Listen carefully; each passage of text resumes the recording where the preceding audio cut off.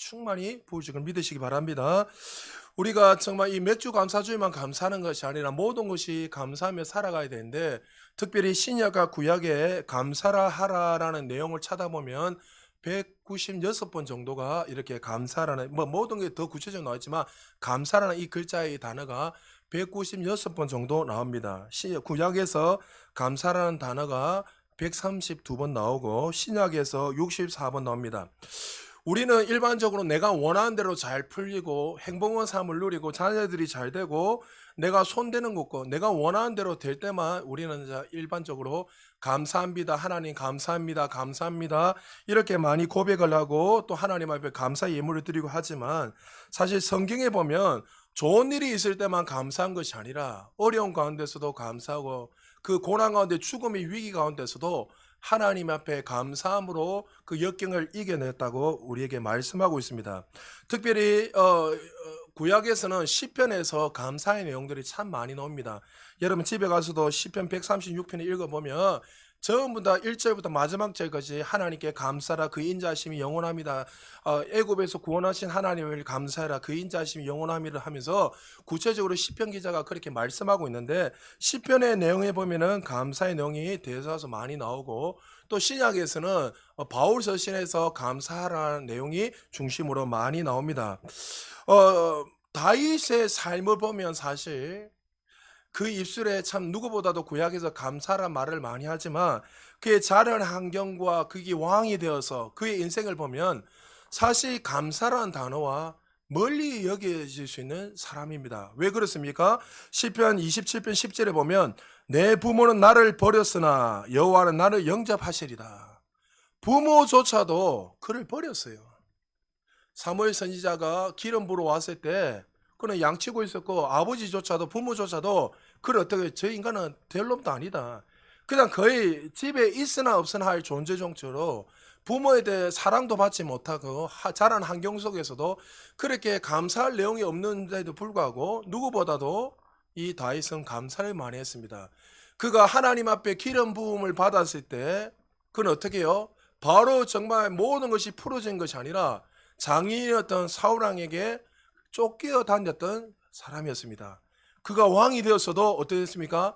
아들 압살롬이 쿠데타를 일으켜가지고 그를 죽이려 했고, 그는 끊임없이 왕이 되었어도 전쟁 가운데 늘 살았기 때문에 그 죽음의 위기 앞에서 끊임없이 살았던 사람이 바로 다윗이었습니다. 그런데 그가 그 위기 가운데 죽음 가운데서도 그의 삶 속에서 끊임없이 나온 입술의 고백이 뭐냐면 그 하나님 앞에 감사하라고 그는 고백하며 살아가고 있습니다. 바울도 마찬가지입니다. 예수님이 믿기 전에 그 인생이 행복했습니다. 소위 말하는 상위 0.1%에 속한 사람이고 다이아몬드 수준을 가지고 태어난 사람입니다. 넘부럽지 않게 땅땅거리면서 로마 시민권을 가지고 공회원 회원이고 바리새인 중에 바리새인이고 모든 사람들에게 존경받고 나중에 그가 가말리엘가 죽으면 그가 랍비가 되어서 모든 사람들에게 존경을 받는 그는 학자로서 대학자로서 쓰임받는 길이 다 열려있는 사람이었습니다. 근데 복음을 받아들여 다메섹 도상에서 예수 그리스도를 만나고 나오니 그때부터 그의 인생 속은 고난이 시작했습니다. 복음을 전하다가 두 번이나 감옥살이를 했는데 AD 61년도에 가이사랴에서 2년 동안 감옥살이를 하였고, 또 AD 66년도에서 또 로마에서 2년 동안 감옥살이를 하였고, 또 AD 67년도에는 여러분이 잘 아는 네로 황제에게 순교를 당했습니다. 그런데 그는 끊임없이 그 감옥살이 속에서도 또 억울하게 두드려 맞고 또 죽음의 위기 가운데서도 여전히 그의 입술에 끊임없이 나오는 것이 고백이 있다면 하나님 앞에 감사했습니다. 우리는 환경이 잘 열리고 잘 풀리고 내가 원하는 대로 모든 것이 잘 돼야지만이 감사하라, 감사합니다, 감사합니다 이렇게 고백하며 나아가지만 성경에서는 우리에게 그렇게 말하라고 하지 않습니다. 우리의 삶 속에 어떠한 상황이 와도 너희가 기뻐하고 감사할 이유가 뭐냐면 주님과 나의 그 관계 때문에 감사하는 거예요. 많은 분들은 눈에 보이는 그 환경에서 뭐 상황이 나아지면 감사하는데 우리의 근본적인 감사는 하나님으로부터 나오는 감사는 거예요. 할렐루야. 우리가 하나님과의 그 관계가 끊어져 있다면 여러분은 영원히 지옥 갈 수밖에 없는 존재예요. 여러분 한 주 살아가시면서 얼마나 많은 감사를 하면서 살았습니까? 남이 알아주지 않으니까 불평하고, 자식이 알아주지 않고, 또 우리 남편 아내가 알아주지 않으니까 불평하고 원망하고, 어떤 환경이 내 원하는 데 되지 않으니까 불평하고 원망하며 혹시 살아가고 있지는 않습니까? 하나님이 그런 분들에게 그렇게 이야기합니다. 그런 환경을 통해서 감사하는 것이 아니라 네가 하나님의 자녀이고 구원의 은혜를 누리고 또 하나님 그리스도 안에 속해 있기에 그 은혜에 감사함으로 나아가라고 말씀하고 있습니다. 여러분 상황 속에서 감사할 수 있다면 세상 사람도 다 그렇게 할 수 있습니다. 세상 사람들 주식이 막 풀어지고 잘 되고 상한가를 뛰고 또 자기가 투자했던 것들이 잘 되면 얼마나 기뻐하고 한 잔씩 쏴고 막 이렇게 하잖아요. 그런 것들은 세상 사람들 누구든지 다 감사할 수 있어요. 근데 성경이 말하는 감사는 그 정도의 수준의 감사가 아니라 그 본질을 알고 네가 누구에 속해 있고 그 상황 속에서도 다윗도 그렇고 바울도 그렇고 그 감옥 가운데 그 상황 가운데 감사할 수 있던 이유가 뭡니까? 그 상황 때문에 감사한 게 아니에요. 하나님이 나와 함께 하시기 때문에. 할렐루야. 그래서 여러분들 항상 우리의 삶 속에서 우리는 상황이 아니라 그 삶 속에서 감사할 수 있는 예배자 되시기를 주의 이름 축복합니다. 특별히 오늘은 예수님의 감사, 예수님이 인생 속에서 사시면서 특별히 4가지를 가지고 특별히 하나님 앞에 감사하며 나갔는데 오늘 예수님의 이 감사를 통해서 다시 한 번 더 감사가 무엇인지 그리고 또 우리는 어떤 상황 속에서 감사하며 나가야 되는지 말씀을 통해서 감사할 수 있는 우리 모두 되시기를 바랍니다. 먼저 첫 번째요. 작은 것 앞에서도 우리 예수님은 감사하셨습니다. 예수님의 첫 번째 감사사항은 오병이어의 그 기적 사건입니다. 예수님이 말씀하실 때 수많은 사람들이 따라다녔습니다. 너무나 놀라운 초자연적 역사가 일어나고 그들이 가르치는 제사장과 세리들과 같은 그런 말씀이 아니라 마치 다른 말씀을 전하고 너무나 탁월한 말씀을 전하니까 수많은 사람들이 끊임없이 예수님을 쫓아다녔습니다. 하루는 예수님의 말씀을 전하는데 점심이 된지도 모르고 계속 말씀을 전하셨고 또 앉아있는 사람들도 시간 가는지도 모르고 점심시간인지도 모르고 계속 하나님의 말씀을 들으면서 그 말씀에 감격하며 있었습니다. 그런데 갑자기 예수님이 이 제자들에게 점심시간이 되어서 떡을 구해오라고 합니다. 그러니까 머리가 계산적인데 빌립이 그 즉시에 딱 보고 계산을 딱 해서 이 사람들을 먹이려면 200데나리온이 필요합니다. 한 데나리온이 일반 노동자의 하루 품삯이라면 200데나리온이니까 200일 동안 먹지 않는 그 비용인 거예요. 그 어마어마한 액수가 이 사람들을 먹이려면 필요한 거예요. 그 당시에 숫자를 보니까 예수님을 따라간 사람들이 성경에는 5,000명이라고 먹고 남았댔지만 거기에서 노인과 어린아이와 여자의 수를 뺀 숫자입니다. 그러면 최소 2만 명이 넘는 숫자가 지금 굶으면서 하나님의 말씀을 듣고 있었습니다. 빌립이 계산적으로 200데나리 필요합니다 하니까 갑자기 어떤 한 아이가 오병이어를 가져옵니다. 그때 안드레에게 이렇게 요한복음 6장 9절에 말합니다. 여기 한 아이가 있어 보리떡 5개와 물고기 2마리를 가지고 있나이다. 그러나 그것이 이 많은 사람에게 얼마나 되겠습니까? 주님, 이 아이가 물고기 2마리 보리떡 5개 가지고 왔는데 이거 가지고 어떻게 5,000명을 먹고 2만 명을 먹일 수 있겠습니까? 안드레는 이렇게 고백했습니다. 대다수의 사람들이 우리 빌립과 같이 안드레와 같이 그렇게 고백할 겁니다. 이렇게 많은 사람 먹이려면 200데나리 아니 그 이상의 돈이 필요한데 이거 조금만 가지고 어떻게 이 사람들을 다 먹일 수 있습니까? 이 하찮은 것들, 이 작은 거, 보잘것없는 거 가지고 무슨 기적이 일어나겠습니까? 이렇게 우리는 일반적으로 이야기할 겁니다. 나름대로 주님의 일을 섬기려고 하면 우리는 무엇인가 사람의 기준을 가지고 화려하게 또 내가 하나님 앞에 뭔가를 섬기려고 하면 정말 목소리도 뛰어나야 되고 그러니까 목소리가 좋아야 성가드려야 달란트니까 당연하지만 우리는 당연히 목소리가 좋으니까 성가돼야 된다. 물질을 좀 섬기려면 또 내가 돈이 많아야 또 물질을 섬겨야 된다. 말씀을 잘 알고 또 내가 탁월하게 언변이 뛰어나야지만이 할 수 있다고 우리는 하나님 앞에 또 많은 사람들에게 그렇게 이야기하면서 남들보다 좀 더 뛰어나고 우위 있는 것을 생각하고 우리는 그렇게 섬겨야 된다고 이야기합니다. 사랑하는 성도 여러분, 우리 주님께서 기대하시는 것은 그게 아닙니다. 우리는 자꾸만 뭔가 교회에서 섬기라고 하면 이렇게 말합니다. 내가 아무것도 아닌데, 내가 가진 게 없는데, 내가 달란트가 없는데. 여러분, 달란트가 있다면 감사함으로 하나님 앞에 섬기십시오. 그러나 부족하고 연약하고 보품없어도 하나님이 그거 가지고 안 쓰시는 게 아니에요. 하나님은 조그만 것 하나 가지고 주님 앞에 겸손하게 나올 때 그것을 통해서 하나님이 일하신다는 거예요. 할렐루야.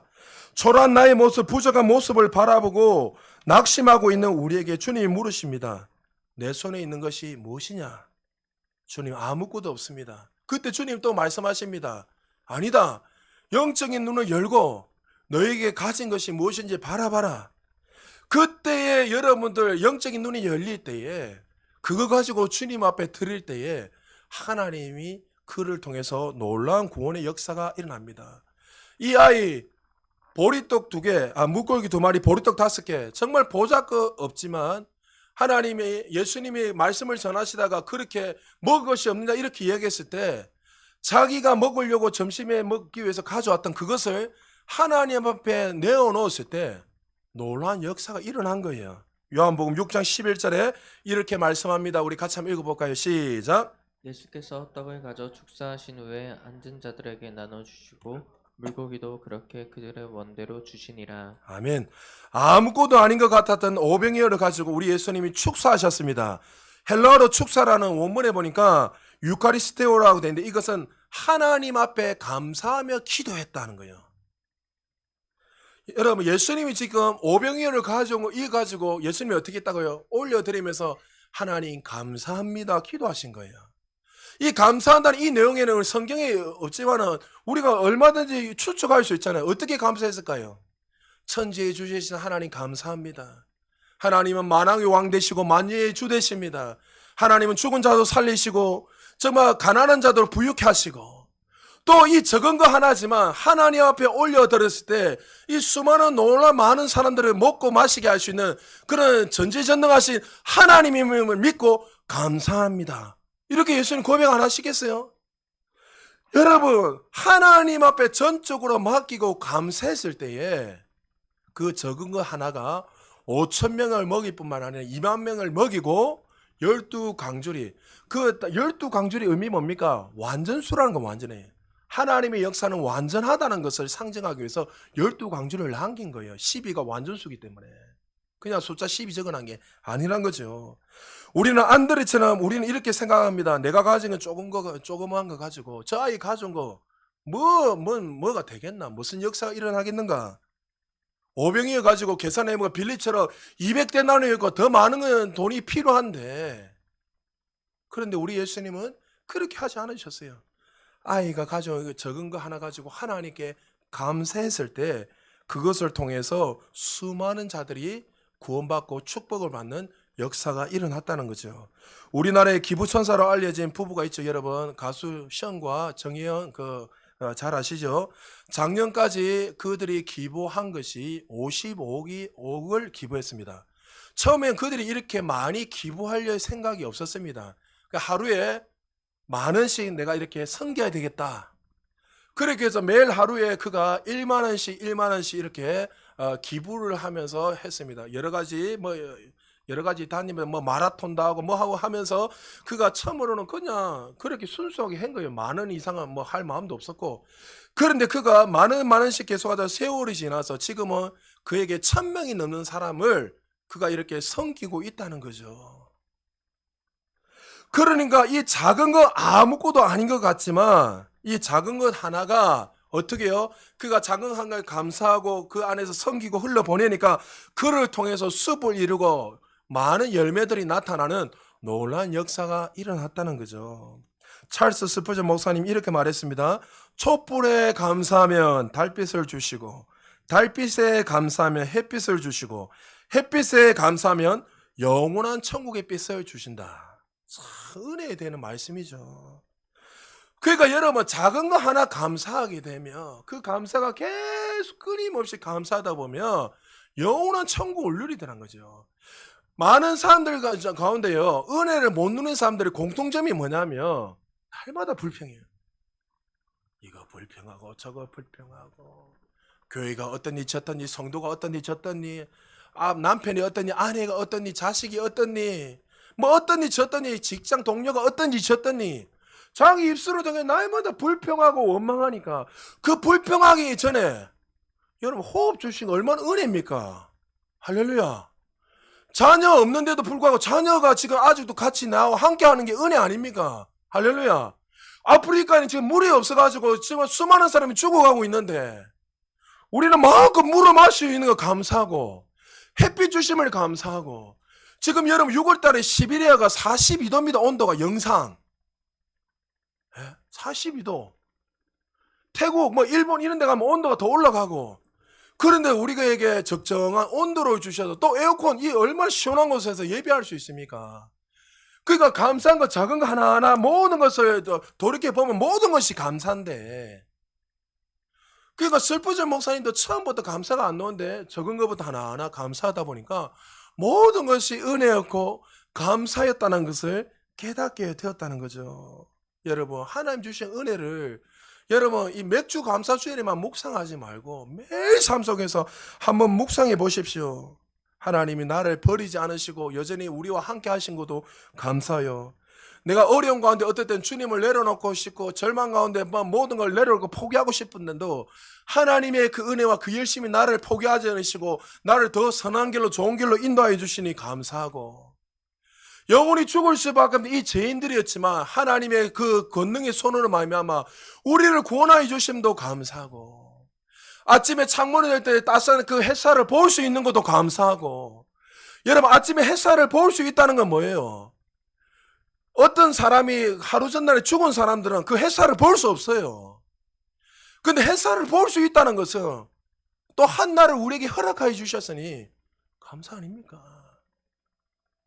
여러분 모든 것이 감사한데 우리가 한 공동체에서 예배할 수 있는 것도 감사하고 찬양할 수 있는 것도 감사하고 또 좋은 사랑의 가족이 있음을 감사하고 또 원망은 불평할 수 있지만은 그러나 그 불평과 원망을 또 들을 수 있는 부모나 가정이 있다는 것도 감사하고, 여러분 마음껏 찬양할 수 있고 예배할 수 있는 교회를 주심도 얼마나 감사합니까? 이 모든 것들이 하나님의 은혜고 사랑입니다. 시편 기자가 시편 50편 23절에 감사로 제사 드리는 자가 하나님께 영광 돌린다 했습니다. 근데 그 다음 절에 마지막 절에 보니까 감사로 살아가는 자, 기뻐하고 감사로 살아가는 자가 그 삶에 구원을 이룬다 되어 있습니다. 그러니까 감사하고 모든 삶 속에서 기뻐하고 다윗은 그 감사의 비결을 알은 거예요. 감사는 환경이 아니라 하나님은 나와 함께 그 관계의 만남이라는 걸 알은 거예요. 여러분 하나님이 함께 하시면 모든 것이 감사 아닙니까? 할렐루야. 근데 우리는 자꾸만 이 본질을 놓쳐버리고 눈에 보이는 그 환경을 가지고 자꾸만 감사가 나오는 거예요. 이거는 세상 사람 수준이 감사해요. 세상 사람 수준.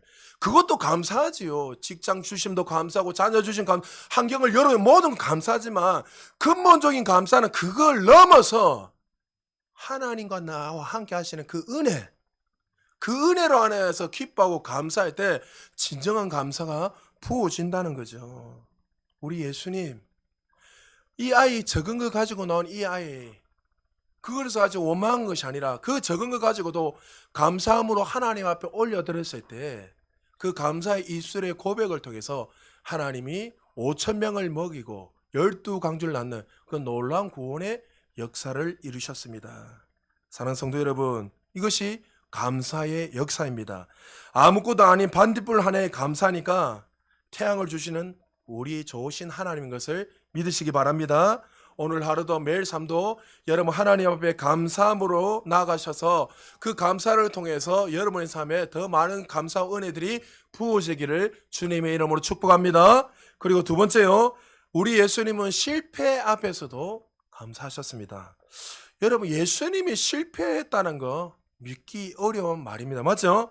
어떻게 주님께서 이 만왕의 왕 되시고 만유의 주 되시는 천지를 주관하시는 하나님이 실패를 하셨는가? 예수님께서 베세다에서 복음을 전하실 때 일입니다. 마태복음 11장 20절 21절 같이 읽겠습니다. 시작. 예수께서 권능을 가장 많이 베푸신 고울들이 회개하지 아니하므로 그때 책망하시되 화 있을진저 고라시나 화 있을진저 벳세다야 너희에게서 행한 모든 권능을 두로와 시돈에서 행하였더라며 그들이 벌써 베옷을 입고 재에 앉아 회개하였으리라. 아멘. 어느 고을보다도 베세다에서 권능을 가장 많이 베푸셨습니다. 열심히 복음 전하고 정말 누구보다도 수많은 기적과 표적을 많이 일으켰지만 이 베세다 사람들 어떻게 해요? 회개하지도 않고 예수님의 말씀에 귀담아 듣지도 않고 주님 앞에 나오지 않았습니다. 이렇게 열심히 전도했는데 열매가 없으니까 오히려 배척을 당하고 대적하니까 얼마나 마음이 인간인지라 속상하지 않겠습니까? 전도 여러분 복음 전하다 보면 사람들이 우리 전사님 저번에 새생명 전도 축제할 때 그 이야기 하시더라고. 내가 이때까지 사람들 만나면 그렇게 거부한 사람이 없었는데 딱 갔는데 생 까면서 이렇게 하니까 처음으로 그걸 경험해 충격을 받았다는 게 저는 수없이 경험해봤는데 그러면 이렇게 전도하다 보면 그렇게 사람들이 완전히 막 차가운 시선으로 쳐다보며 이상한 눈빛을 바라보며 우리도 사람인지는 낙심이 된단 말이죠. 막 복음 전도하는 게 더 두려워지고 그런 마음이 왜 안 들겠습니까? 오랜 시간 동안에 기도하고 준비해서 부모한테 자녀들한테 주변 사람한테 복음을 전하는데 마음을 확 닫아버리고 쳐다보도 안 하면 어떡해요? 낙심이 된단 말이죠. 근데 예수님은 이런 상황 속에서 어떻게 하셨습니까? 25절입니다. 마태복음 11장 25절 같이 읽겠습니다. 시작. 그때 예수께서 대답하여 이르시되 천지의 주이신 아버지여 이것을 지혜롭고 슬기 있는 자들에게는 숨기시고 어린아이들에게 나타내심을 감사하나이다. 어린아이들처럼 진실하게 복음을 받아들이는 사람들이 있기에 낙심하지 않고 오히려 감사하며 나아가셨습니다. 예수님은 실패 앞에서 낙심하지 않고 주저하지 않으시고 실패 다음에 어린아이 같은 순수하게 이 복음을 받아들이는 사람들이 있다는 사실을 깨닫게 되니까 낙심하지 않고 오히려 더 일어서서 다음 고을에 다음 마을에 그런 어린아이 같은 순수한 복음을 받아들이는 사람이 있다는 사실을 알았기에 감사함으로 기도하며 나아갔다는 거죠. 요즘 전도라는 이 단어 자체를 사용하기에 부담스러운 시대가 되었습니다. 전도하는 자체가 쉽지 않는 시대가 되었는데 최근에 강남 대치동 학원가에서 여러분 잘 아는 마약 음료 파는 게 아니라 나눠주다가 난리가 났지요. 그거 이후로 이제 공문이 나오고 막 학교마다 공문이 날라오고 이래서 이제 지나가는 사람들 뭐 주는 거 먹지 마라, 받지도 마라. 그래서 주변의 목사님들은 이런저런 이야기하면서 이제 교문 앞에서도 전도 못 하는 거예요. 교문 안에도 아예 이제 더 이상 들어가지도 못하고 교문 밖에서도 전도하면 이제 막 난리지고 소리 지르고 여기서 뭐 하냐면서 감 지르고 뭐 난리가 난 거예요.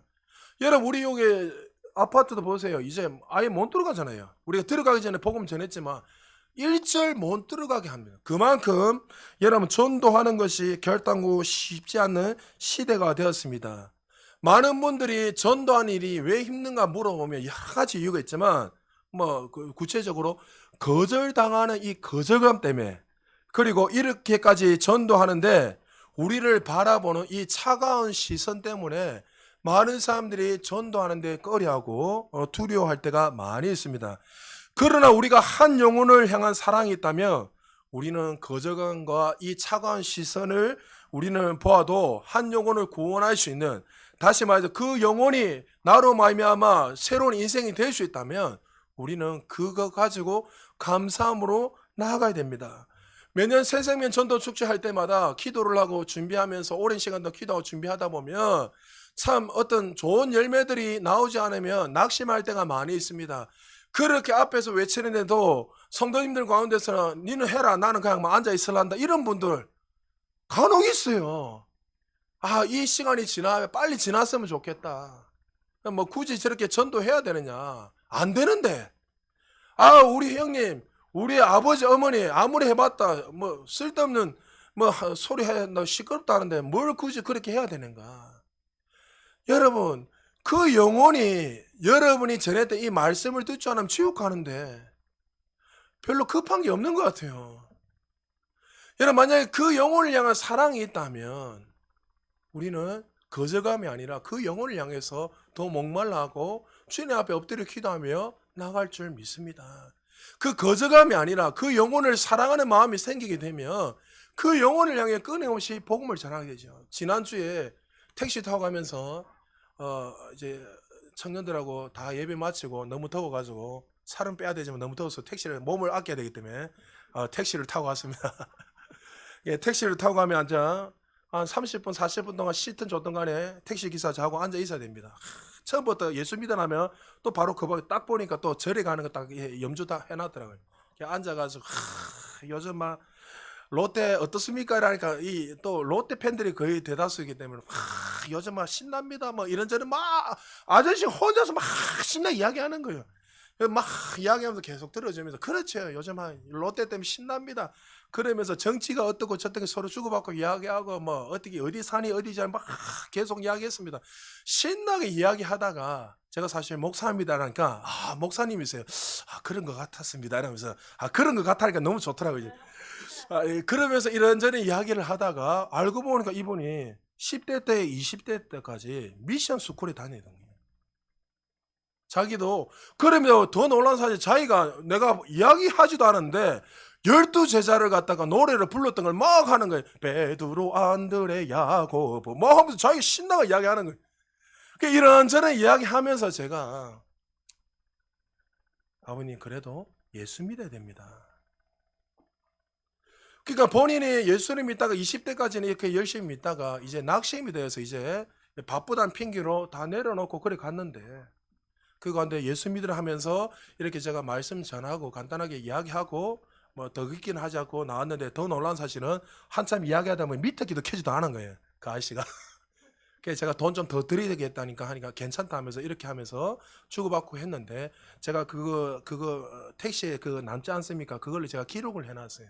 그분에게 또 계속 이불로 택시에 한번 그분에게 계속 타서 복음을 전할까. 여러분 복음을 전하다 보면 낙심할 수도 있고 거절감 당할 수도 있어요. 그러나 반대로 제가 그때 또 뭘 느꼈냐면 아직 정말 낙심한 사람들 중간에 또 예수를 정말 전하지 않아서 듣지 못한 사람들이 너무나 많다는 것을 깨닫고 여러분 우리는 거저감을 당해도 낙심하지 않고 또 반대로 더 좋은 사람이 또 이렇게 어린아이같이 순수하게 복음을 받아들일 수 있다는 그 사실을 알기에 우리는 감사함으로 나가야 되는 거예요. 우리 예수님 베세다에서 더 많은 권능과 이적을 일으켰지만 한 영혼도 열매 맺는 그런 역사들이 별로 없었지만 낙심하지 않으시고 어린아이 같은 순수한 복음을 들을 수 있는 그 자들이 다른 마을에 있다는 걸 알기에 그 낙심이 아니라 기뻐하고 감사함으로 나갔습니다. 왜 그렇게 하셨어요? 전도의 미래한 것을 통해서 한 영혼을 구원할 수 있다는 사실을 알기 때문에. 여러분 기도한다고 영혼 구원이 일어난 거 아니에요. 여러분 성경에 기도한다고 영혼 구원이 일어난다면 어디 있습니까? 여러분 전할 때 일어나는 거죠. 기도는 하나님 앞에 그 영혼을 만져달라고 기도하는 거지 우리가 할 수 없기 때문에. 그러나 어떻게 해요? 우리가 그 말씀의 확신을 가지고 이 전도에 미련한 거 사람들은 그거 가지고 사람이 변화될 건가? 안 된다. 그런데 아니요. 우리를 통해서 그 미련한 것들로 하나님 앞에서 그 영혼을 향해서 나아갈 때에 우리의 입술을 통해서 그 영혼이 새롭게 되는 거예요. 할렐루야. 여러분이 주변에 얼마나 전할 사람 많이 있습니까? 여러분 하나님 살아계세요. 여러분 전하다가 낙심한다면 낙심하지 말고 좌절하지 말고 더 좋은 삶, 다시 말해서 이 어린아이 같이 나를 통해서 순수한 복음을 받아들일 더 많은 자들이 있다는 것을 기뻐하고 감사함으로 나아가는 우리 모두 되시기를 주님 축복합니다. 그리고 세 번째요, 우리 예수님 슬픔 앞에서도 우리 예수님은 감사 기도하시며 나아가셨습니다.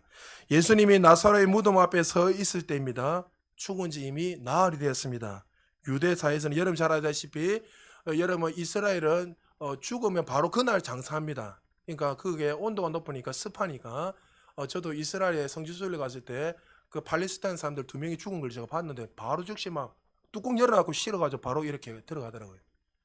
그래서 죽으면 바로 이렇게 장사하는데 유대사에서 가장이었던 나사로가 죽는다는 것은 그 가정이 위기가 오고 다 무너지는 거예요. 예, 그 가장 중심 남자 가장 중심으로 예, 모든 것이 이루어지기 때문에 그 나사로가 가장이었는데 죽었다는 것은 얼마나 그 가정이 슬픔이고 고통인지 모릅니다. 마르다와 마리아가 오빠의 죽음 앞에서 얼마나 고통스럽고 힘들은지 우리 예수님도 잘 아셨습니다. 성경에 보면 나사로의 죽음을 듣고 예수님도 슬피 우셨습니다. 성경에서 가장 짧은 구절이 바로 예수님이 우셨다. 이게 영어의 단어로 보면 두 단어밖에 안 되어 있습니다. 이 가장 짧은 단어예요. 그러니까 예수님도 어떻게 해요? 슬퍼하셨고 우셨는데 오늘 성경에 보면 그 절망 가운데 어떻게 해요? 무덤 앞에서 감사기도 하셨습니다. 요한복음 11장 41절입니다. 우리 같이 한번 읽어볼까요? 시작. 돌을 옮겨 놓으니 예수께서 눈을 들어 우러러 보시고 이르시되 아버지여 내 말을 들으신 것을 감사하나이다. 여러분 초상집에 가서 위로하고 그 아이 여인들이 지금 오빠 죽음을 통해서 고통스러워하는데 오히려 위로하고 안아줘야 되는데 우리 예수는 어떻게 해요? 그 초상집 앞에서 하나님 감사합니다. 이렇게 기도하다면 여러분 어떻게 될까요? 난리가 나는 거죠. 예수님도 누구보다도 어떻게 성경에서 이렇게 말씀했습니다. 로마서 12장 15절에 즐거워하는 자들과 함께 즐거워하고 우는 자들과 함께 울라고 분명히 말씀하셨습니다. 누구보다도 슬픔을 아시고 기쁨을 아신 분이 우리 예수님이십니다.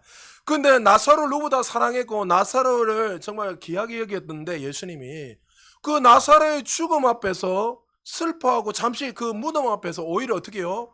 기뻐하고 감사했습니다. 왜 감사하셨습니까? 그리스도인 안에 성도들의 죽음은 끝이 아니라 그 죽음 너머에는 영원한 생명이 있다는 것을 알기에 감사하신 거예요. 우리는 육체적 죽음 앞에서 슬퍼하고 고통스러워하는데 그리스도 안에 있는 우리들은 죽음이 끝이 아니라 이 죽음은 뭐와 연결되는 거예요? 육체는 끝나지만 우리 영혼이 이제 영원한 생명을 누리며 살아가는 그 문이 열리는 거예요. 할렐루야. 그냥 죽음이 끝이 아니란 거죠. 근데 우리는 죽음 앞에서 어떻게 해요? 누가 죽었다면 슬퍼하고 그걸 가지고 당연하게 생각하지만 그리스도인들은 그 죽음을 끝으로 여기면 안 된다는 거죠. 그래서 여러분 예수님이 나사로를 살린 거는 뭐예요? 너희 안에 부활이 있겠다. 영원한 생명이 있다는 것을 예표하고 보여주기 위해서 나사로를 살리신 거예요.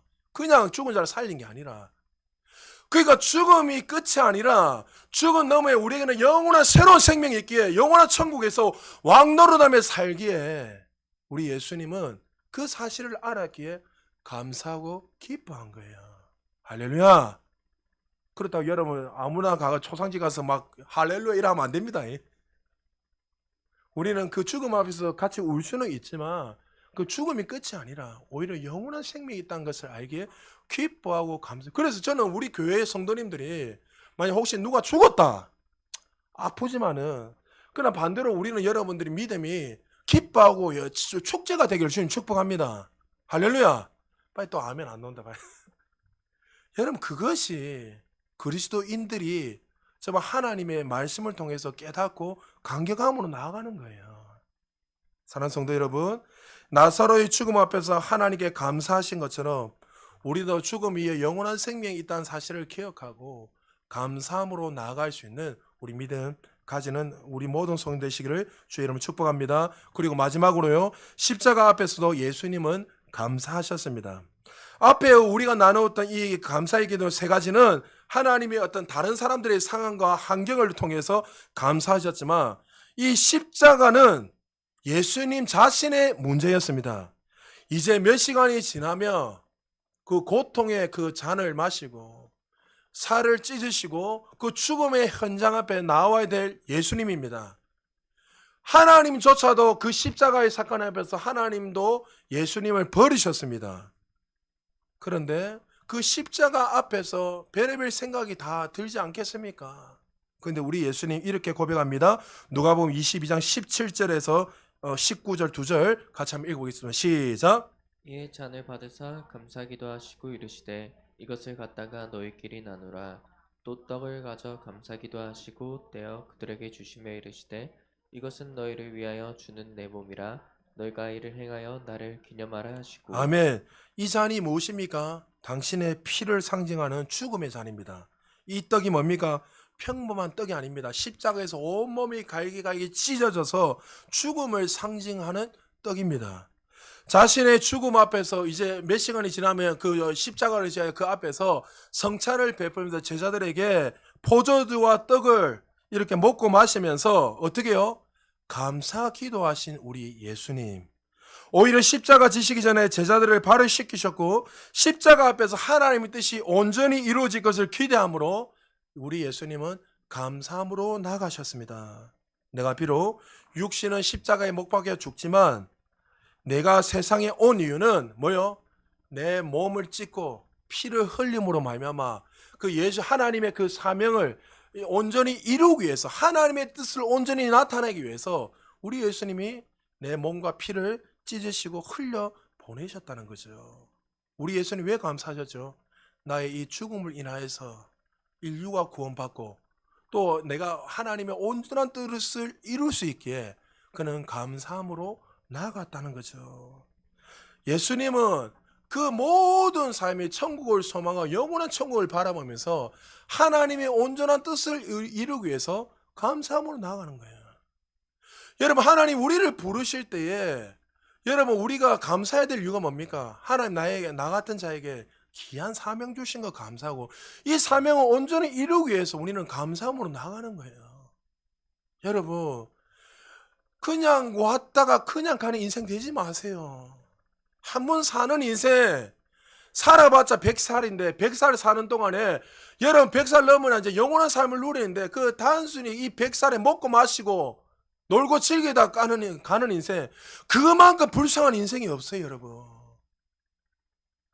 수많은 종교인들이 그렇게 살다가 아무 의미 살다가 그냥 가는 거예요. 근데 그 사람들은 자신은 그리스도인이래요. 나는 하나님의 자녀라고 이야기합니다. 근데 그들의 삶에 보면은 감사도 없고 하나님과 함께하는 삶도 없고 하나님의 말씀을 통해서 하나님의 역사하는 삶들이 전혀 없는데 제가 만나는 사람들한테 물어보잖아요. 한 주 동안 어떻게 사셨으면 물어보면 그냥 막 고통 가운데 막 이렇게 살았대요. 그 고통 가운데서도 주님의 그리스도의 향기를 나타내기 위해서 뭘 하셨으면 물어보면 아무 대답도 없어요. 목사님 입장 바꿔 살아보세요. 얼마나 치열한데. 하나님이 그 치열한 가운데 그리스도를 드러내라고 그거에서 현장에 보내신 건데 그냥 단순히 어떻게 해요? 뭐 치열한 그 현장 속에서 먹고 살기 바쁘다는 이 핑계 대고 이 핑계 저 핑계 대며 살다가 그냥 주님 앞에 서는 거예요. 그것이 무슨 의미가 있냐는 거죠. 여러분, 아무 의미 없습니다. 우리 예수님 지금 그 천국을 소망하고 하나님의 온전한 뜻을 이룬다는 그 사실을 너무나 기뻐했기에 그 죽음의 그 현장 앞에서도 원망하고 불평한 것이 아니라 오히려 감사 기도하시면서 하나님 앞에 나갔습니다. 그 감사를 통해서 어떤 일이 일어났죠? 인류가 구원받고 저와 여러분이 구원받는 놀라운 구원의 역사가 일어났습니다. 할렐루야. 여러분에게 주중에 보냈던 보네포 목사님, 유능한 신학자의 목사입니다. 고국 독일의 히틀러 위에 점점 어두운 가운데 있을 때 더 이상 이렇게 살면 안 되겠다 싶어서 유니언 신학교에서 평생도록 그가 목회하면서 신학교에서 가르치면서 그 안락한 삶을 누릴 수 있었어요.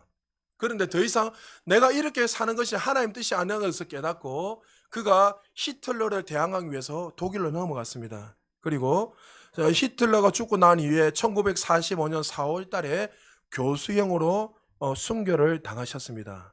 그가 감옥에 있으면서 순교 당하기 전에 1944년 12월 크리스마스 때 그의 약혼자에게 쓴 편지가 여러분이 잘 아는 선한 능력으로 하는 그 유명한 찬양입니다.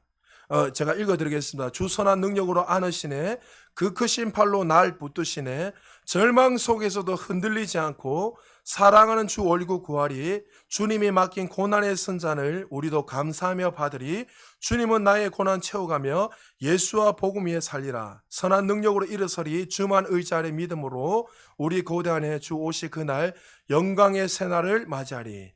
그가 죽음 앞에서도 무엇을 기대했지요? 나에게 영원한 삶, 영광의 새날이 있기에 그는 감사함으로 그것을 기뻐함으로 말미암아 그는 순교자로서 하나님 앞에 올려드린 거예요. 오늘 우리는 예수님의 감사의 기도를 네 가지 보았습니다. 오병이어 기회적 아무것도 아닌 조그만 가지고 하나님 앞에 감사했을 때 그 감사를 통해서 수많은 영혼들이 먹고 마실 뿐만 아니라 구원의 역사가 일어났고, 그가 복음을 전하면서도 수많은 베세다의 복음을 전하다 실패하고 낙심할 수도 있지만 낙심하지 않고 오히려 어떻게 해요? 그 다음 마을에는 어린아이가 이제 순수한 복음을 받아들일 수 있는 그 영혼이 있다는 것에 기뻐하고 감사함으로 나아갔습니다.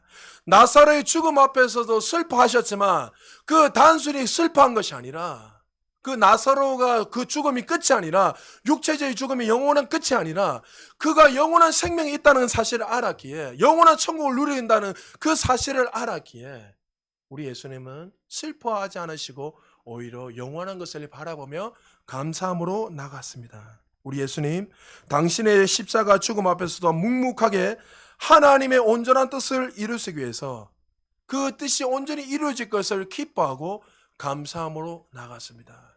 그 감사로 말미암아 저와 여러분이 구원을 받을 뿐만 아니라 모든 인류가 구원을 받는 놀라운 역사가 일어났습니다.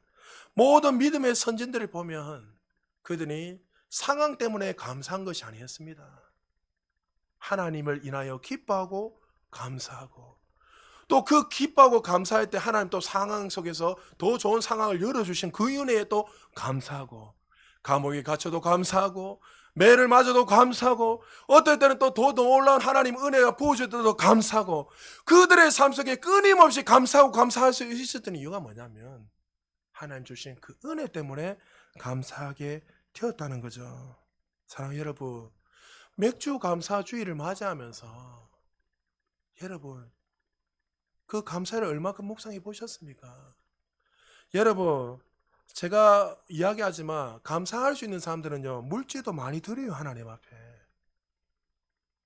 성경에 보면요, 여러분 헌금 많이 해라 이야기하는 거 아니에요. 여러분 물질관을 바르게 세우라는 거예요. 여러분 제발.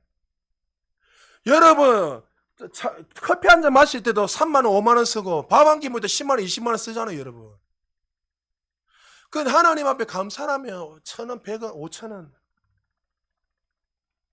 여러분 좀 그렇게 하지 마세요. 하나님 앞에 헌금까지 이야기하는 거 아닙니다. 여러분 좀 태도를 좀 바꾸세요.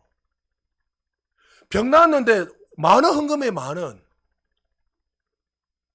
병원에 갈 때는 10만 원씩 100만 원씩 내는데 죽을 병에서 나왔는데 감사 헌금 얼마입니까? 만 원 내고 만 원. 우리 교회는 아니에요. 여러분 제가 그걸 보면서 하나님이 저 정도밖에 안 되는가. 여러분 하나님 살아계세요.